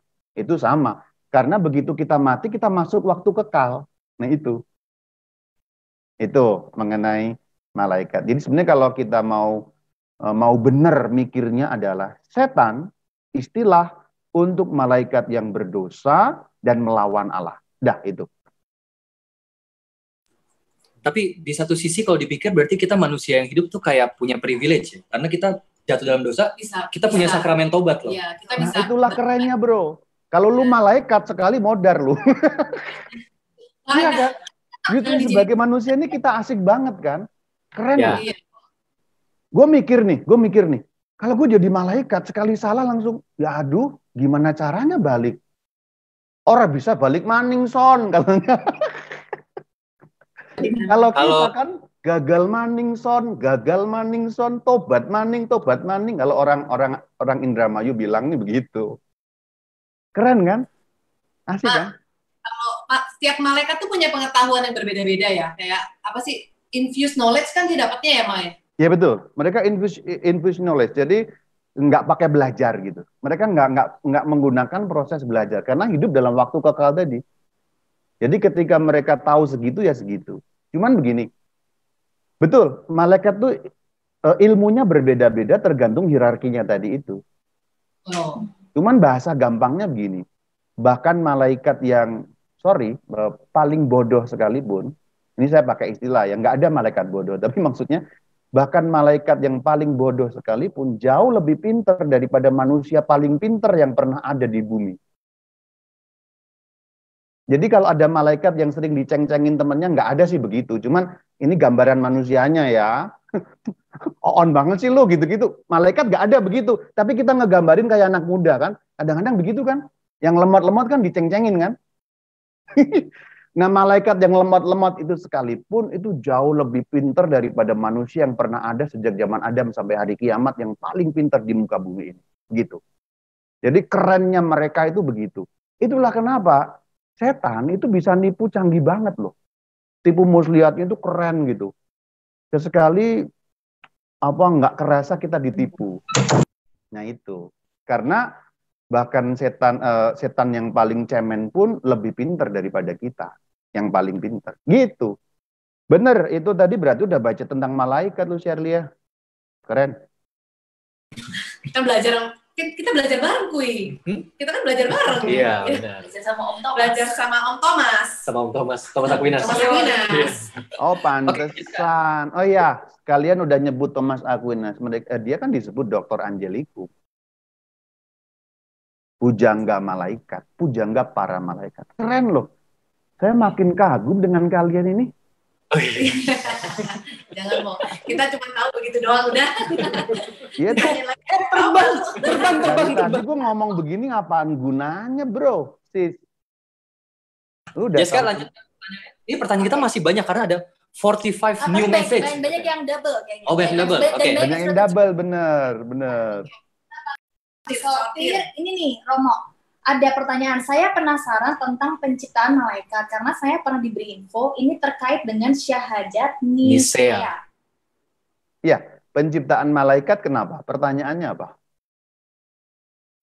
Kayaknya belum nanya deh. Kayaknya belum nanya itu tadi. Oh, dia kayaknya nanya tentang bagaimana penciptaan malaikat. Oh, oke. Penciptaan malaikat terjadi sebelum penciptaan manusia. Betul, itu dari syahadat yang syahadat panjang itu loh. Nikea Konstantinopel kan. Credo in unum Deum. Tahu ya itu ya. Patrem omnipotentem vactorem celietere visibilium omnium ad invisibilium. Nah itu. Aku percayakan Allah yang kelihatan dan nggak kelihatan. Jadi malaikat itu yang dimaksud yang nggak kelihatan tadi.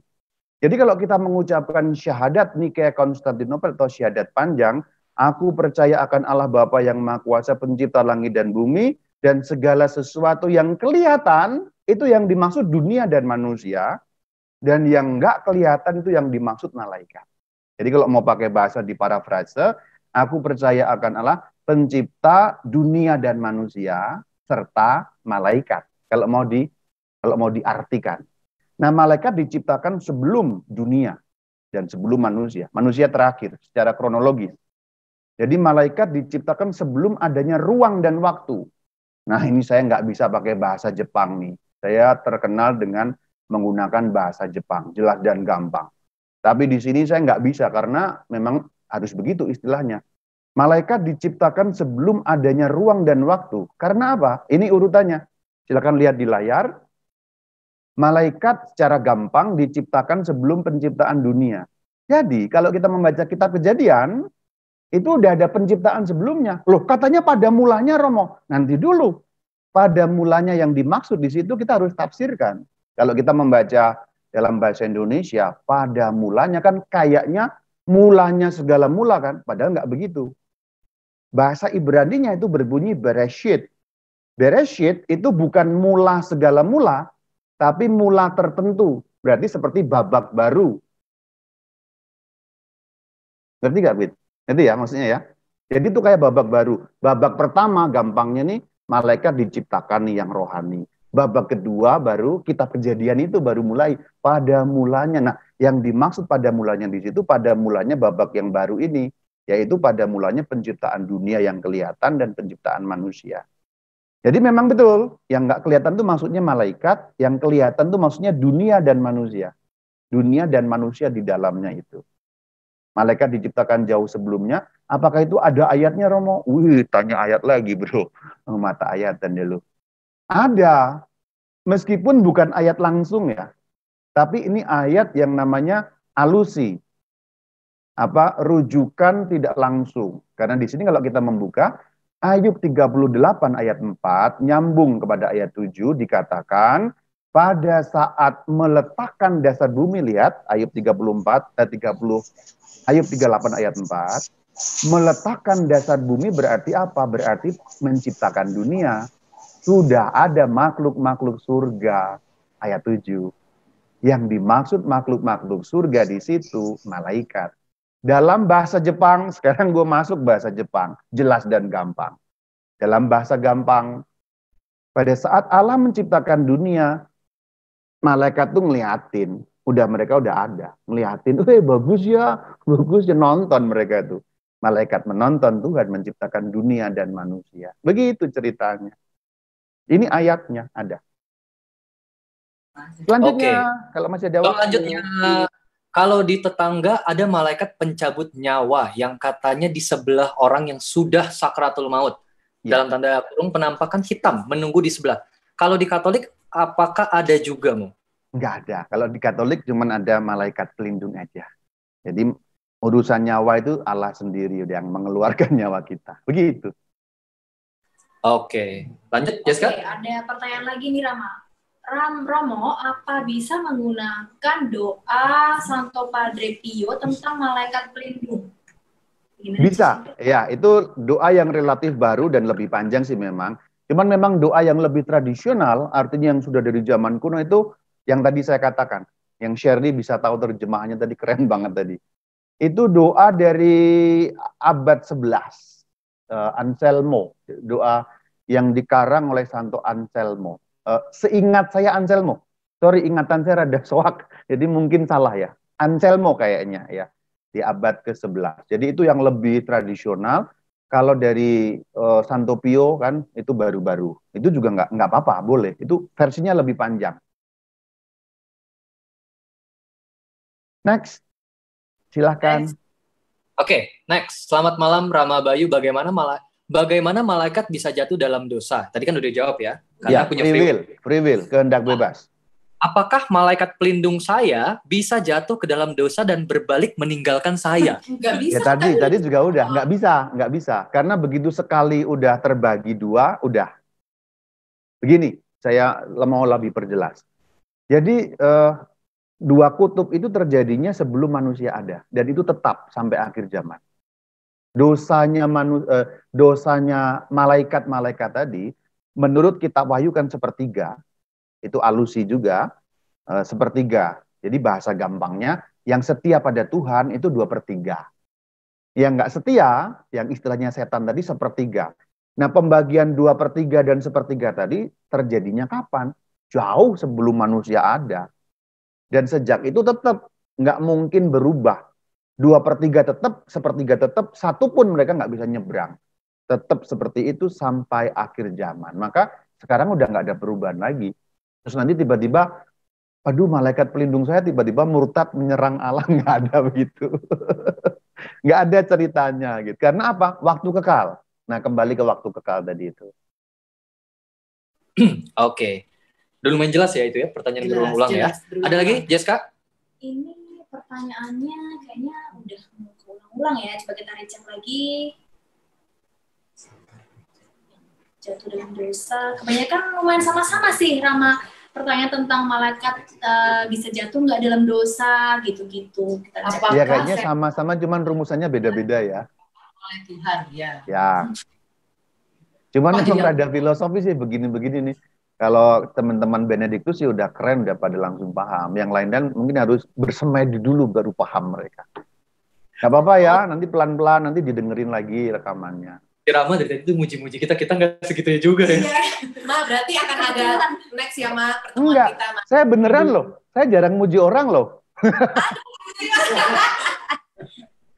Oh, ini ada lagi masuk ini. Karena mengagumkan gitu, mengesankan, bener-bener mengesankan. Kok ada orang-orang muda begini gitu. Di kamera nggak gitu kelihatan ya, tapi hidung gue kembang kempis dari tadi ya.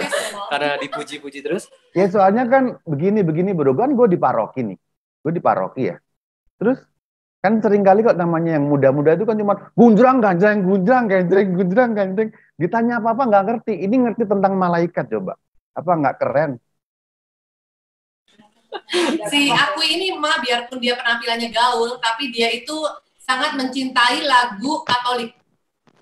Dia cinta lagu Puji Syukur. Itu keren. Itu keren banget kayak gitu. Sebelah dia nggak mau. Maunya selalu lagu Puji Syukur dia. Makanya kalau request sama dia susah. Kalau lagu-lagu sebelah dia nggak mau. Diajak praise and worship maunya Taise. Iya, diajak praise and worship maunya Taise. Praise and worship lagunya begitu ya? Iya. Lama-lama lagunya Dies Irae. Apa? Ada pertanyaan lagi? Sebentar ya. Oke, tenang aja. Masih sama. Bapak dan Ibu, sorry ya saya pakai gua karena ini anak-anak muda ya. Sorry ya Bapak dan Ibu kalau mungkin telinganya konslet ya. Saya biasanya nggak pernah begitu, tapi ini kan anak muda. Tadi ada yang minta terjemahannya lagi dong, katanya. Yang tua jadi muda. Oh iya dong. Yang tua ikut muda. Tua. Yang tua ikut muda, bagus, ikut semangat. Saya juga seneng ketemu anak-anak muda ini, saya seneng banget nih. Seneng banget. Oh, ini ada pertanyaan Rama. Ini ada sekitar 2 orang yang tanya, apakah malaikat pelindung mempunyai jenis laki-laki atau perempuan? Tadi kayaknya oh iya, baik ya. Saya perluas nih. Malaikat itu punya laki-laki, punya apa? Jenis laki-laki atau perempuan? Begini, malaikat tuh nggak punya badan. Jadi mereka makhluk rohani murni. Berarti nggak ada badan. Kelamin itu kan terkait dengan badan. Kelamin itu terkait dengan badan loh. Jadi kamu disebut laki-laki kalau begitu, gitu. Kamu disebut perempuan kalau kayak gitu. Tapi karena malaikat itu roh murni, maka nggak ada jenis kelamin. Jadi untuk malaikat mereka nggak bergender, bahkan nggak jenis kelamin. Maka nggak ada malaikat laki-laki, maka nggak ada malaikat perempuan. Terus ini nyambung ke soal ini nih, soal penggambaran ikon-ikon malaikat. Ikon itu berarti bisa patung, bisa gambar ya. Coba kita lihat nih ikon malaikat nih. Ikon malaikat tuh ambigu loh. Dia kayak laki-laki, ada kegagahan, tapi kayak perempuan. Coba ini lihat nih. Itu ikon malaikat tuh. Itu laki apa perempuan nggak jelas loh.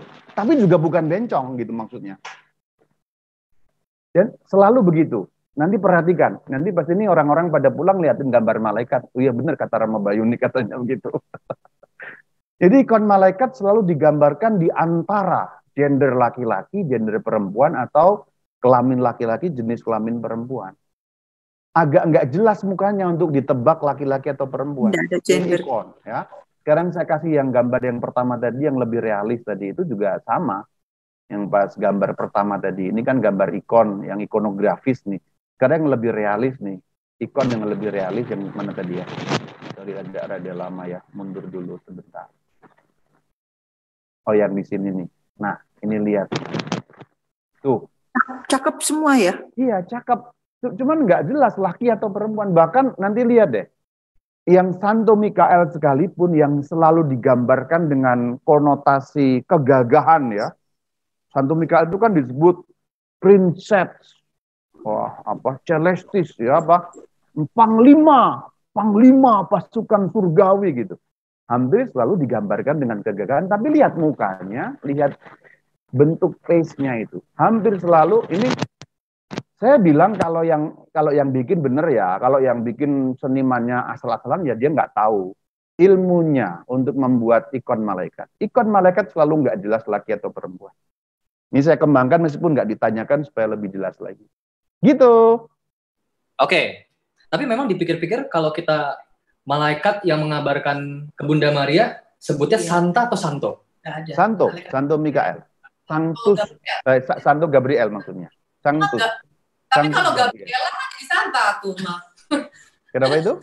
Kalau Gabriela jadi Santa kan? Iya betul. Cuman memang ini karena kebiasaan di dalam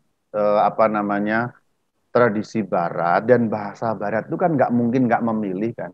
Itu persoalan. Jadi kalau kita kembalikan ke bahasa Latin itu nggak mungkin nggak bergender, maka harus disebut salah satu gender. Dan umumnya memang disebut laki-laki, Sanctus gitu. Sanctus Mikael atau Sancte Mikael, Sanctus Gabriel, Sanctus Rafael gitu. Tapi bukan berarti itu apa laki-laki. Sama-sama kayak gini nih.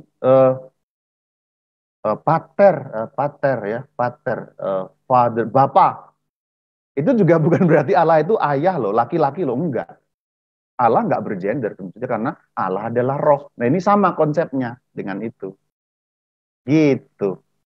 Oke, karena udah jam 9, ini kita akan 9 lewat malah ya. 9 lewat berapa nih? Lebih dari 5. Kita akan bacain, oh ya, nggak berasa ya. Kita akan bacain 3 pertanyaan terakhir. Oke, Rama, 3 pertanyaan terakhir. 3 pertanyaan terakhir. 3 pertanyaan terakhir. Oke. Ya. Lanjut ya. Atau kalau kemalaman jadi 1 aja pertanyaan terakhir. Gimana? Ramanya oke nggak nih kalau 3 pertanyaan terakhir? Oke, nggak masalah. Lu semangat, gue semangat. Gitu. Semangat. Romo, bagaimana pandangan gereja mengenai orang yang bisa melihat dunia roh, termasuk melihat atau merasakan keberadaan malaikat, aura, dan arwah? Wah, itu sudah jelas. Itu Setan. Udah ada di YouTube saya ada itu. Nanti buka ya YouTube saya yang playlistnya alam gaib. Oke. Lanjut, Jessica. Oke. Rama, mengapa dari awal malaikat yang jatuh dalam dosa tidak dimusnahkan saja oleh Allah agar tidak menggoda manusia? Kenapa tidak dimusnahkan? Jawaban gampangnya itu misteri Allah. Tetapi begini, bahwa sesuatu yang buruk kadang-kadang ini ada dalam KGK juga. Sesuatu yang buruk kadang-kadang dibiarkan oleh Allah karena berguna untuk keselamatan kita, manusia. Jadi sesuatu yang buruk kadang dibiarkan karena Allah melihat ketika kita ketemu dengan eksistensi kejahatan itu, kita meningkat kelasnya justru mengandalkan Allah. Contoh, saya pakai bahasa gampang nih. Kalau kita ketemu setan gitu, dalam wujud manifestasi, tiba-tiba nih, di mana terus ketemu genderuwo, setan dalam bentuk manifestasi. Kalau ketemu kuntilanak, pocong, hantu, segala macam, apa yang orang umumnya lakukan? Berdoa kan? Salam Maria, penuh rahmat, Tuhan sertamu. Itu kan satu tingkat lebih mendekat kepada Tuhan sebenarnya. Jadi itu pakai bahasa gampang ya. Nggak hanya soal ditampakin setan. Segala macam kejahatan yang kena pada kita. Kalau kita mengalami penderitaan, serangan setan dan sebagainya. Dari itu Allah menggunakan yang jahat itu membalikannya untuk kebaikan dan keselamatan jiwa kita. Itu penjelasan yang mungkin sebagai suatu cara menjelaskan secara teologi spiritual. Tapi persisnya bagaimana? Ya kita tidak mampu memikirkan itu. Karena itu sesuatu yang misterius bagi kita. Kenapa? Ya kembali ke soal lalang dan gandum itu sama ya. Nanti lalang dan gandum baru dipisahkan di akhir zaman. Persisnya gimana? Kayaknya kita mikirin juga koplak nih gitu. Karena kita nggak nyampe pikirannya. Gitu ya.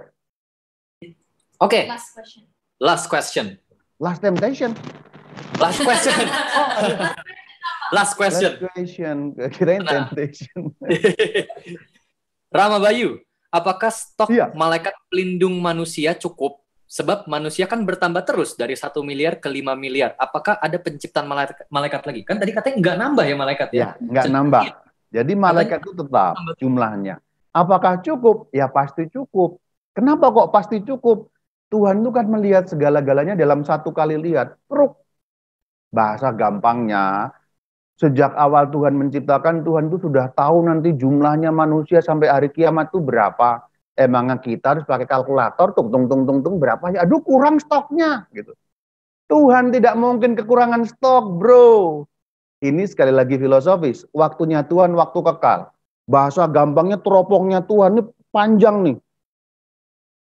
Emangnya kita burem-burem sama rabun.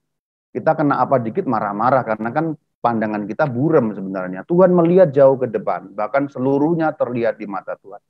Bahasa gampangnya, malaikat nggak mungkin kurang stoknya untuk satu manusia sampai akhir zaman. Karena Tuhan sudah tahu berapa jumlah manusia. Loh kok bisa tahu ya Romo ya? Kan Alkitab sendiri katakan. Bahkan jumlah rambutmu pun terhitung semuanya. Loh kalau rambut aja terhitung, apalagi cuma jumlah manusia. Gitu. Oke. Ini ternyata ada satu pertanyaan terakhir lagi yang mau ditanyakan langsung nih Rama. Boleh? Bagaimana Rama? Las. Satu, dia langsung pengen ngomong. Langsung mau nanya nih. Langsung pengen ngomong daripada dia nggak bisa tidur, boleh Jadi, lah. Oke. Iya. Boleh, kami persilahkan Jenita Darmento. boleh langsung Kan ambil. gue baik hati. Silahkan. Silakan. Hai Romo, maaf udah pakai baju tidur saya. Salam kenal. Saya juga pakai daster ini. Iya, kebetulan aku dari background yang sedikit berbeda, tapi kita masih satu keluarga Kristus. Nah, Oke. tadi kan ada yang bertanya, aku nggak tahu sih siapa yang nanya. Kalau pertanyaan dia tadi apa, Jas? Kalau bisa ngelihat arwah, malaikat, dan yang lain-lainnya, itu berarti dari setan. Iya. Nah, iya. Jadi tadi konfirmasi dari Romo adalah kalau dia bisa melihat malaikat pun berarti itu adalah setan atau gimana Romo? Iya, termasuk juga. Karena hampir pasti yang dilihat itu bukan malaikat, tapi malaikat jahat yang menyamar sebagai malaikat terang. Karena malaikat itu tidak jahil dan tidak menampakkan diri kepada kita. Kecuali malaikat itu menampakkan diri dalam wujud yang jelas gitu. Misalnya Tobit ditampaki Rafael dalam bentuk manusia. Bunda Maria dalam bentuk manusia Gabriel. Tapi dalam bentuk spiritual, malaikat nggak pernah menampakkan diri. Karena justru mereka itu adalah pendiam sekali. Kenapa kok begitu? Begini konsepnya, kita harus lebih luas melihat. Justru karena malaikat menghormati free will kita. Ketika mereka masuk dalam dunia kita, mereka mengintervensi. Dan itu berarti merusak kemungkinan pilihan bebas kita. Karena dengan adanya dia muncul. Jadi sebenarnya konsepnya memang ini harus lebih luas dilihatnya dalam kerangka ajaran Kristen yang lain, dalam arti konsep free will, ya, konsep bahwa mereka sangat menghormati itu, sehingga mereka tidak mengganggu. Bahasa gampangnya begini. malaikat Aku boleh yang aku malaikat boleh yang baik cerita itu sedikit sebenarnya nggak, Romo? kenapa itu? Aku boleh cerita sedikit? Boleh, silakan. Ya, jadi ceritanya waktu aku kecil, SD kelas 2 kalau nggak salah gitu, aku ngelihat orang bunuh diri. Oke, melihat prosesnya gitu. Melihat prosesnya, karena lagi di mall. Jadi di mall liftnya tuh kaca. Oke. Liftnya kaca, kan anak kecil suka lihat kaca gitu. Terus pas lihat ke kaca, aku ngelihat proses orang jatuh dari mall. Terus Bunuh udah diri kayak itu gitu. ya? Iya, kebetulan kasusnya bunuh diri. Terus udah bis kayak gitu, jadi kan lumayan takut sebagai anak kecil gitu kan. Terus udah bis kayak gitu, kita kan diajarin di sekolah minggu. I never really pray pas dulu kecil gitu. Cuman on that night I prayed karena kan kayak takut gitu kan. Terus udah bis kayak gitu, jadi diajarin sama cici sepupuku gitu yang kayak minta Tuhan lindungin gitu biar hari ini nggak mimpi buruk gitu-gitulah pas lagi kecil gitu kan. Biar jangan terus takut udah biar jangan takut. Terus udah bis kayak gitu dikasih ayat yang tadi Romo sampaikan juga di slides kalau malaikat itu tuh berkemah di sekeliling kita gitu. Jadi dikuatkan dengan ayat itu yang katanya percaya aja Jan, ada malaikat berkemah di sekeliling kamu gitu. Terus udah bis kayak gitu, akhirnya aku berdoa itu, terus udah nih, amin. Abis amin, pas aku buka mata, aku lihat malaikat di sebelah aku gitu. Terus banyak, nggak ngomong malaikatnya. Jadi kayak dia cuman berdiri, kayak banyak gitu di sekeliling ranjang aku, bentuknya seperti manusia, mukanya bener sih kata Romo, nggak tahu cewek, nggak tahu cowok, tapi pakai baju zirah gitu. Jadi aku pengen nanya nih, apakah aku delusional sebagai anak kecil, ataukah aku memang melihat sosok malaikat yang Tuhan mau menyampaikan, this is the comfort that I'm giving you gitu loh. Oh, jadi kasusnya seperti itu. Jadi kalau mengingat pertanyaannya tadi, saya pikir melihat berkelanjutan. Kamu lanjut nggak setelah itu? Atau hanya sekali? Enggak, terus aku pernah lihat lagi. Terus aku sedih loh. Aku ngerasa apa aku udah nggak suci ya gitu. Maksudnya hanya sekali itu? Iya, cuman sekali doang. Oh, kalau cuman sekali itu memang ada dua kemungkinan. Itu benar-benar angels atau fallen angels. Tadi dari konteks pertanyaannya saya pikir adalah yang setiap kali orang bisa ngelihat terus itu loh. Nah itu, kalau kasusnya seperti yang kamu bilang. Kayaknya pertanyaan Jessica ngelihat tiap kali ya, Jess? Nggak jelas sih, tapi memang ke sana, arahnya ke sana gitu. Orang ya, itu tadi ada pertanyaan dari orang lain, terus aku jadi mikir kayak, jadi yang gue lihat iya. Kalau yang kasus kamu ini, itu ada dua kemungkinan. Satu, memang itu roh jahat yang menyamar sebagai malaikat. Itu pertama. Kemungkinan kedua memang betul-betul malaikat, karena itu kamu hanya satu kali. Tuhan izinkan, kamu udah beriman waktu itu ya, pengikut Kristus juga kan. Nah, artinya ada kemungkinan itu juga malaikat, kalau satu kali itu. Tapi kalau terus itu menjadi kemampuan yang melekat, itu sudah pasti kalau itu. Tapi kalau cuma satu kali, mungkin juga itu malaikat. Dan kalau ceritanya seperti yang kamu lakukan barusan, justru lebih mungkin adalah malaikat. Saya bilang lebih mungkin, saya nggak tahu pasti tapi lebih mungkin malaikat karena di situ justru kan kamu berdoa, ada ayat Alkitab, kamu berdoa mohon kekuatan, dan kamu sebagai anak kecil betul-betul takut melihat kejadian bunuh diri itu, dan Tuhan mau menguatkan kamu dengan itu. Sebagai anak kecil kan harus harafiah ngelihat kan. Kamu kan waktu itu umur berapa? 6, 7. Nah itu, kalau anak kecil kan belum bisa berpikir abstrak kan. Dalam arti dia harus betul-betul Tuhan perlihatkan. Ini loh, bener loh, kamu tuh dijaga. Nih, ayatnya bener loh. Jadi Tuhan memberi itu untuk memperlihatkan, sehingga kamu sebagai anak kecil lihat lalu percaya. Karena kan anak kecil belum bisa mikir abstrak ya, belum bisa menggambarkan ada malaikat sekeliling kita, mana, nggak ada gitu. Kalau cerita seperti itu yang kamu bilang ya kemungkinannya malaikat kalau itu yang tadi kasus itu. Berarti kalau kita yang udah beranjak dewasa, is it less likely for us to see atau gimana tuh Romo? Kalau itu menetap terus ya, terus tiba-tiba lihat apa, nah itu sudah, itu namanya opening ya, opening dari dunia okultisme itu udah jelas. Tadi konteks pertanyaannya adalah kalau orang melihat, bisa punya kemampuan melihat, kita menyebutnya indigo ya itu ya. Itu karena opening, karena okultisme entah dari dia atau entah dari keluarganya. Sehingga itu namanya mata ketiga dalam istilah umum, itu udah jelas dibuka oleh setan. Karena setan masuk melalui kontaminasi keluarganya. Jadi konteksnya, saya kira pertanyaan kamu sama, ternyata berbeda ceritanya. Nah kalau seperti ini lalu menjadi jelas. Gitu. Oke, baik. Terima kasih banyak Romo. Terima kasih. Terima kasih Rama, terima kasih Jenita. Sudah sampai di penghujung acara Kombas Benedictus ya. Udah jam, aduh jangan disebut deh, udah malam soalnya. Jadi terima kasih banyak untuk teman-teman, Bapak Ibu semuanya sudah berpartisipasi, bertanya di kolom chat. Dan sekarang kami akan tutup sesi sharing ini dengan minta tolong ke Rama Bayu untuk doa penutup dan juga berkatnya. Mari kita berdoa. Saya mau doa Santo Mikael karena ini udah malam, kita mau tidur. Lalu nanti saya berkati semua. Marilah kita berdoa. Dalam nama Bapa dan Putra dan Roh Kudus. Amin. Santo Mikael, malaikat agung, belalah kami pada hari pertempuran.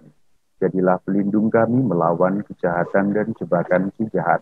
Dengan rendah hati kiranya Allah mengertinya, dan semoga engkau panglima pasukan surgawi dengan kuasa Allah mencampakkan ke dalam neraka iblis dan semua roh jahat lain yang berkeliaran di dunia hendak membinasakan jiwa-jiwa.